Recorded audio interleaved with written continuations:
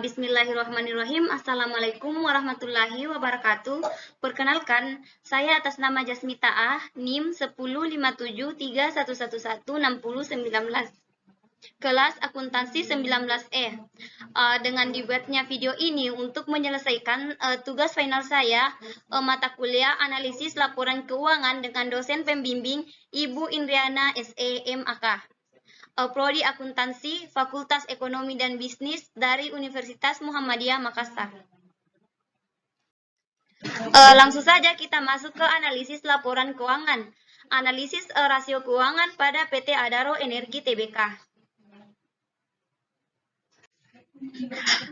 PT Adaro Energi Tbk adalah perusahaan pertambangan batubara terpadu yang berbasis di Indonesia. Adaro dan anak perusahaannya bergerak dalam bidang pertambangan batubara, perdagangan batubara, jasa kontraktor penambangan, infrastruktur, logistik batubara, dan kegiatan pembangkit tenaga listrik. Perusahaan mulai beroperasi secara komersial pada bulan Juli 2005. Kita masuk ke visi dan misi PT Adaro Energi Tbk.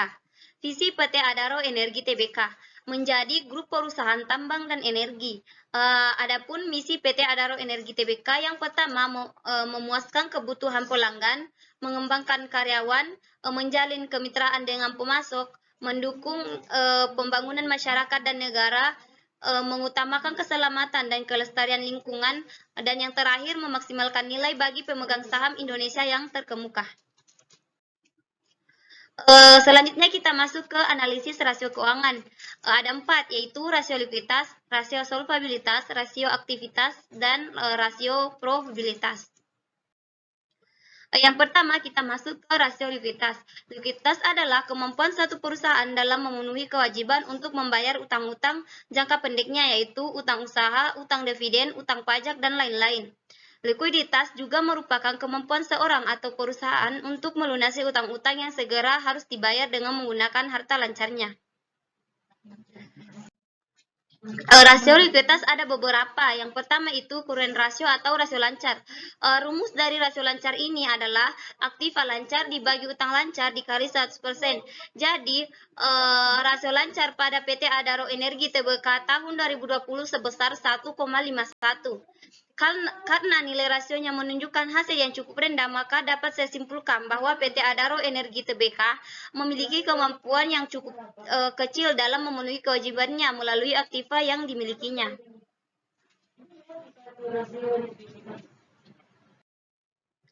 Yang kedua yaitu quick ratio atau rasio cepat. Rumus dari rasio cepat ini adalah aktiva lancar dikurang persediaan dibagi utang lancar dikali 100%. Jadi, rasio cepat pada PT Adaro Energi Tbk tahun 2020 sebesar 1,5. Karena nilai rasionya menunjukkan hasil yang cukup rendah yaitu 1,5, maka dapat saya simpulkan bahwa PT Adaro Energi Tbk cukup baik dalam memenuhi kewajiban karena jumlah aset lancarnya setelah dikurangi persediaan menunjukkan hasil yang hampir sama dengan rasio lancar. Selanjutnya kita masuk ke rasio solvabilitas. Rasio solvabilitas adalah rasio yang digunakan untuk menentukan kapasitas suatu perusahaan dalam membayar utang beserta segala kewajiban. Analisis solvabilitas dapat dilihat dari pemanfaatan jaminan modal atau aktiva, aset apa saja, baik jangka panjang maupun jangka pendek.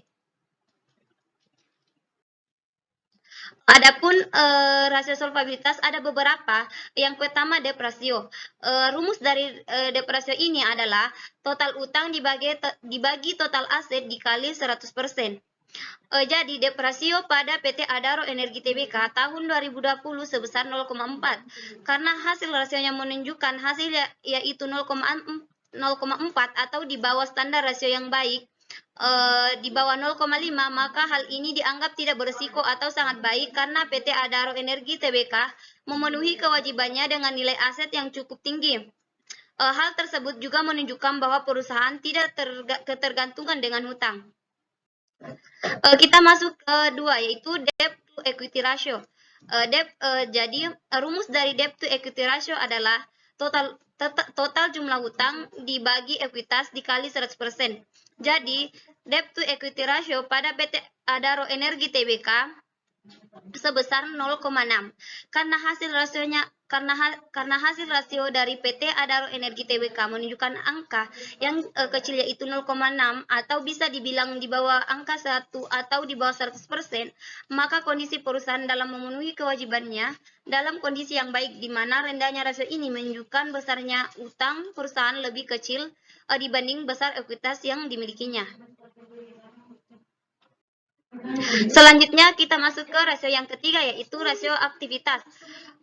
Rasio aktivitas digunakan untuk mengetahui efisiensi organisasi dalam memanfaatkan asetnya untuk menghasilkan kas dan pendapatan. Rasio ini digunakan untuk memeriksa tingkat investasi yang dilakukan pada aset pendapatan yang dihasilkan. Adapun rasio aktivitas ada beberapa. Yang pertama, rasio perputaran total aset. Adapun rumus dari perputaran total aset adalah jumlah bersih dibagi total aset rata-rata. Jadi perputaran total aset pada PT Energi Tbk tahun 2020 sebesar 0,4. Karena nilai rasionya tergolong rendah yaitu 0,4, maka dapat kita analisis bahwa perputaran total aset PT Adaro Energi Tbk kurang maksimal dalam menggunakan total asetnya untuk menghasilkan penjualan yang terus naik di setiap perputarannya, di mana perputaran asetnya adalah 0,4 kali dibandingkan dengan penjualannya. Itu rasio perputaran aset tetap. Rumus dari rasio perputaran aset tetap adalah penjualan bersih dibagi aset tetap. Jadi rasio perputaran aset tetap pada PT Adaro Energi Tbk tahun 2020 sebesar 0,2. Karena nilai rasionya juga tergolong rendah, maka dapat kita analisis bahwa perputaran aset tetap dari PT Adaro Energi Tbk kurang optimal dalam menghasilkan penjualan.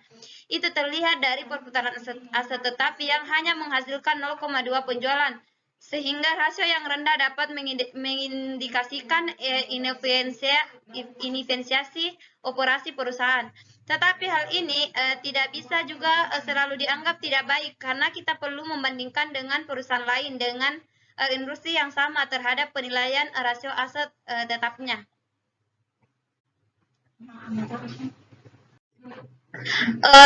Selanjutnya kita masuk ke rasio yang terakhir, yaitu rasio profitabilitas. Rasio profitabilitas adalah rasio atau perbandingan untuk mengetahui kemampuan perusahaan untuk mendapatkan laba profit dari pendapatan terkait penjualan aset dan ekuitas berdasarkan dasar pengukuran tertentu.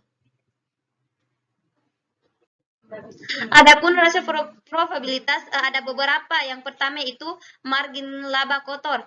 Rumus dari margin laba kotor adalah laba kotor dibagi penjualan bersih dikali 100%. Jadi margin laba kotor pada perusahaan PT Adaro Energi Tbk tahun 2020 sebesar 36%. Karena nilai rasionya menunjukkan nilai di bawah 50%, yaitu sebesar 36%, maka dapat saya analisis bahwa PT Adaro Energi Tbk kurang mampu mengendalikan biaya produksi dan harga pokok penjualannya. Semakin rendah margin laba kotornya, semakin kurang baik keadaan operasional perusahaannya. Laba bersih. Rumus dari margin laba bersih sama dengan laba bersih setelah pajak dibagi penjualan bersih dikali 100%. Jadi margin laba bersih pada PT Adaro Energi Tbk tahun 2020 sebesar 6%. Karena nilai rasionya menunjukkan nilai di atas 5%, yaitu 6%, maka dapat saya analisis bahwa PT Adaro Energi Tbk dinilai efisien untuk menentukan harga penjualan produknya melalui laba bersih. Perlu juga diperhatikan jika ingin meningkatkan margin laba bersihnya, maka diperlukan strategi jitu untuk meningkatkannya. Itu presentasi yang sempat saya bawakan, kurang lebihnya mohon dimaafkan. Wassalamualaikum warahmatullahi wabarakatuh.